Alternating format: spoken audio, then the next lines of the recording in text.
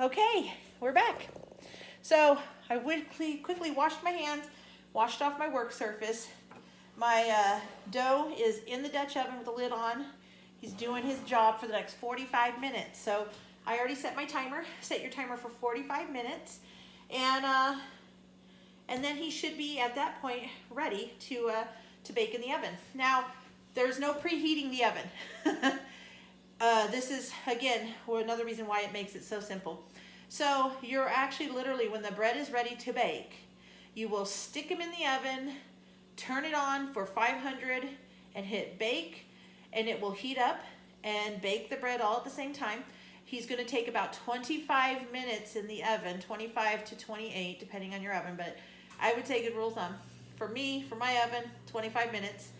Then you're going to remove the lid, turn him around so he gets even baking on both sides, and then he's going to bake for another about 8 to 10 minutes after that. You just want some really good color. He's going to rise and be beautiful, and that's as easy as that, and then let him cool.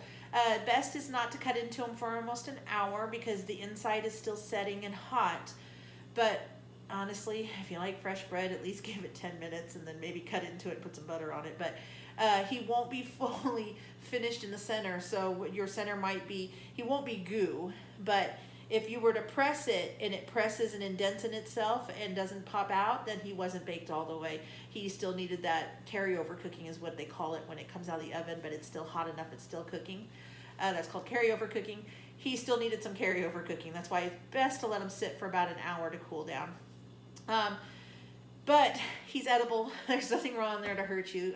This is actually a very, again, simplistic recipe. It's a lean dough, which means it has no eggs, it has no fat in it. It's just flour, water, salt, and then your starter. Your starter is just flour and water. Now, really quick, I will not be keeping you on here for the 45 minutes. I will pause and then we'll come back on it again for the last part of the baking and getting the dough. Checking the dough to make sure he's ready, getting him scored so he looks pretty, and the reason why we score, and then baking him in the oven, and then when he comes out. But, so your starter though, really quick. So your recipe called for 6 ounces of starter. So the good rule of thumb for your starter is to replace what you're using. So if you had 6 ounces that you used, you want to replace it with 6 ounces of feed, which is 3 ounces of, I use warm water again, 3 ounces of warm water, 3 ounces of flour, and just use AP flour. That's all I ever use to feed him. Feed her. It's a she. Anyhow, I'm not going to feed her because I fed her a lot today, and just so you guys know, she was actually almost up to 12 quarts, but between all the starter I gave out today, she is now... Yeah, she's now at about 6 quarts. So I've given out about half of my starter, which is good. But I still have a good amount of starter. And I already fed her. I'll probably feed her in a couple days, unless I use her. And then, depending on how much I use. Probably not, though. We're not open. Anyhow, so that's a good rule of thumb. For your starter going on period, if you don't use her for a while and you're just letting her sit, let's say you use her for maybe twice a week or once a week, you still want to feed her at least once or twice a week, and just feed her about half her weight. I gave you 14 ounces, so let's say, you have 10 ounces or whatever, or you have the 14 ounces. So really, well, it's actually a lot. I would actually just at this point feed her at equal parts of, 5 ounces of water and 5 ounces of flour. That's not quite half her weight, but that's close enough. But it just helps her feed longer is the reason why I always say half of her weight. It gives her a lot of food, so if you're not going to feed her for like 3 or 4 days, she's got something to eat. It's like leaving cat food out for the cat, so you're feeding your girl. But if you're using her on a regular, like every other day or daily basis, just replace her with what you used. That's easy. Good rule of thumb. Easy, easy, easy. And this way you'll always maintain the same amount. You won't run out of starter. You'll always have that little bit at the bottom that's the stuff that's aging and getting old and getting you nice flavor. And that's the stuff you really want. And the new stuff that you're adding in there is just feeding her. So it's just keeping her happy. Okay, that is it. Well, I'll see you in just a little bit. All right. Timer's going off, if you can hear it. So it's been 45 minutes. Now, different times of year, different heat in your house, it could actually take a little less time, it could take a longer time. Everybody's a little different, but in general it should only take 45 minutes. So the way to tell whether your dough is ready, it is twice the size. But what you want to do is you want to poke it with your finger, and if he stays, if the little indentation stays, he's ready. If he kind of, bounces right back out, he's not ready yet. He actually, the little indentation I made, he stayed, so he's ready. So now what we're going to do is we're going to score our bread. So you don't have to score your bread. What scoring does is it allows the bread to have a place for the gases to escape without ripping apart the bread. So when it bakes, there's gas buildup inside, and it's going to get out of your bread either way. So it's either going to have random tears and breaks and cracks in your bread, or if you want to have it look something nice, you can score it. So also, some of my bread I post has a really pretty like X shape to it with extra flour where it's light and you can really see the shape or design better. That's because I put flour on it. So anyhow, so what I'm going to do is I'm going to take just a tiny bit of flour, and I'm just dusting him with flour. This isn't going to do anything to the structure other than it's going to make him easy to score, and he'll be pretty when he comes out. Okay, and so then with a light touch, I'm basically going to just kind of spread out that flour a little bit so he's all across my loaf. Okay, now to score. I happen to have an actual bread scorer, but not everybody has these, so really you can use a very clean box knife if you want. He needs to be clean and sanitized because you're consuming this, or you can use a paring knife too, whichever you have. Okay, and you can do whichever you want. You can do a square, I forget what they call it, where it's just a cut, and a cut. You made a little box on the top. I tend to just do the X because it's easier for me. You can do 3 lines. I mean, you can really do whatever you want, but I'm going to make an X again. So I'm going to start at one end, and I'm going to slightly cut. And because of the angle of the Dutch oven, a lot of times I can't get straight across, so I'll flip it over and go back from the opposite side. And then the same thing, cut. And I can't get over, so I'm going to flip it around, finish him off on that side. Okay. And then, because this is such a delicate little guy, and it's just bread flour, or flour and water, so I'm just going to wipe him off and cover him back up again. Okay, so now I have a big X on my dough. So now I'm going to put by the way, you're probably all looking at my Dutch oven going, ew, does she ever clean it? Okay, this oven here is only used for making bread. I don't use this Dutch oven for anything else but making bread. So he's actually kind of seasoned on the sides from just making bread, and I keep him that way. I like him that way. Anyhow, so now I'm going to go put it in the oven. I'm going to try to, bear with me, angle this around a little bit so you can maybe see me over at the oven. Okay. A non-professional video. Okay.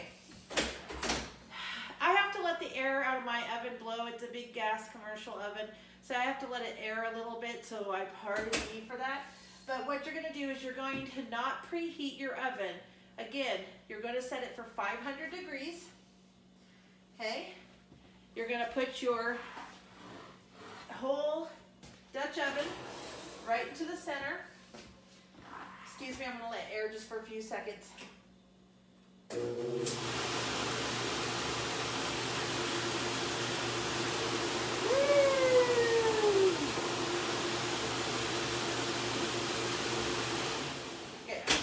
Supposed to let them go a little longer than that, but that'll work.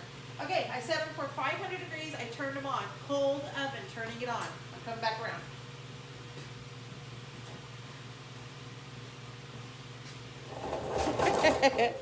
Move you guys back around here. Okay, so I'm gonna set my timer, 25 minutes. Okay.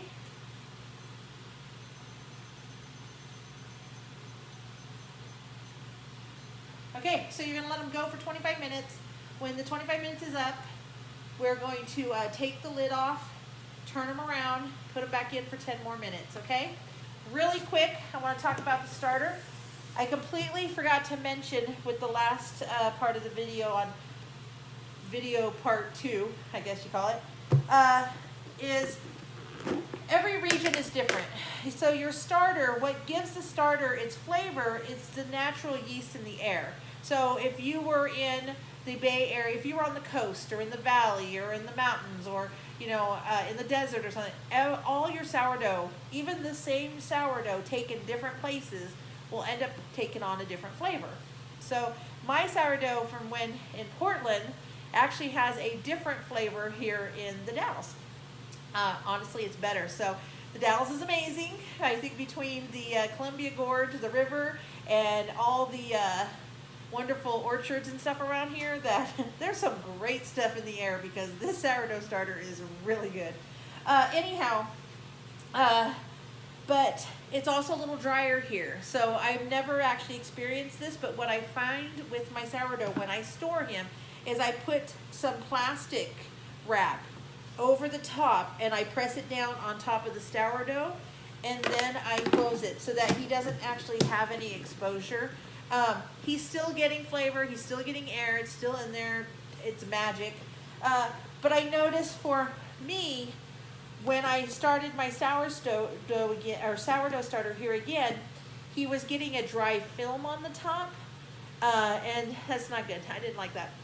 So now I put a piece of plastic wrap down. So just a recommendation when you're storing it, long term, short term, whatever. I put plastic wrap on the bottom. If you're putting them in an airtight container, which is what you should be doing, it should be okay. But again, if you feel that it's getting any kind of dryness on the top, use plastic wrap. Okay, and then back to feeding your starter. Again, half of its weight if you're not going to feed it for a long time, or replace what you use with half water, half flour. And then the containers I gave you in, that's what I wanted to touch base on. Sorry, I'm getting random thoughts now.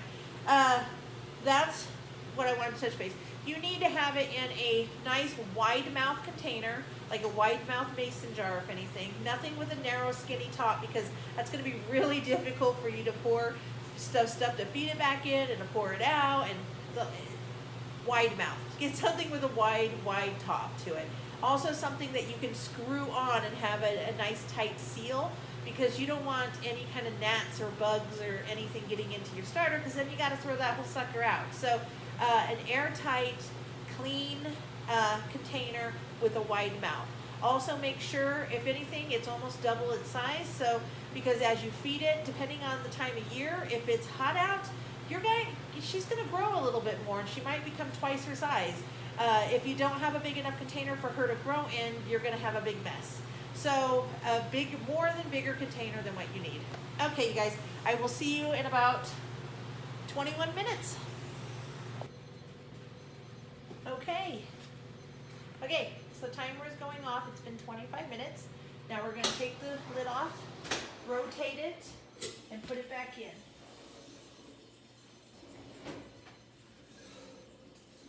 Make sure you use some good gloves for that.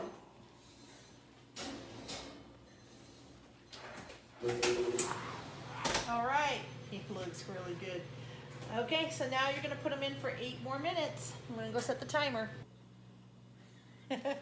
Okay, so he's out of the oven. He's extremely hot. He's not burnt. It was 500 degrees, so your parchment paper is going to go black. And it does make it kind of challenging to get out because he's fragile, but it is helpful. And he's got a little bit of dark on the very tips that popped up really high, but overall he's beautiful. And you want good color. That's how you're going to get a good crispy crust. If it's too pale, it's not done all the way and you're not going to get that nice crispy crust. This paper went really kind of black in the oven, so we'll see if I can get them out. Again, trying really hard not to he's awfully frail. So, usually I can get him out no problem at all. But if you can't, give yourself space and just do a little dump like that, okay? And voila. You have beautiful sourdough bread that in about an hour is going to be delicious to cut into and either eat with butter or make into BLTs or grilled cheese sandwiches or add to a side of a, I'm moving that hot pan, and really make sure your little ones, it's way back away from the counter so they don't get their little fingers in there, because that 500-degree oven with that Dutch oven is hot. Okay, so there he is.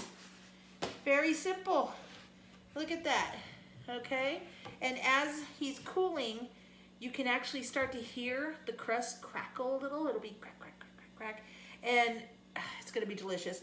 And right now he's kind of hard, and he should sound hollow, which means he's cooked all the way. So yeah, he's great. Easy peasy. I'm gonna take a good picture so I can show you guys. Every time you do it, every bread comes out a little bit different. Every time. It's the gases in the bread. You can't always train them exactly how you want to go. So like if you look at loaves of bread, rustic bread from a local bakery, every single one is slightly different, but overall they're going to be the same size because they've weighed them out. Going to be the same bread, just, you know, it's where the gases come out. And the way you score it, you know, I can tell my scoring this way was a lot better and deeper because I didn't have a lot of blowouts. This way, that's why he kind of tore right there and it came up a little higher right there, is because my cut this way wasn't quite as deep. So the gases have to come out, and so they stretched and cracked right there. Again, it's all delicious. There is no going wrong with this at all. Okay, you guys, so enjoy your bread. If you guys have any questions, please let me know. I've never made a video. It was too long to go live, but at least this way you guys can go back and fast forward me, pause me, whatever you need to go to the information you want. I will also post the list of the actual recipe, the ingredients itself. But seriously, this recipe, the more you make it, the faster you get at it. It seriously will take like 5-10 minutes for you to assemble your dough, 45 minutes for it to do its fermentation, you know, half hour basically in the oven total time. You could have bread every day if you want, and he's delicious. Make it and share with a neighbor, make it and share with a friend. These honestly make fantastic Christmas presents or little presents because everybody loves fresh, warm baked bread. All right, you guys, talk to you later. Bye.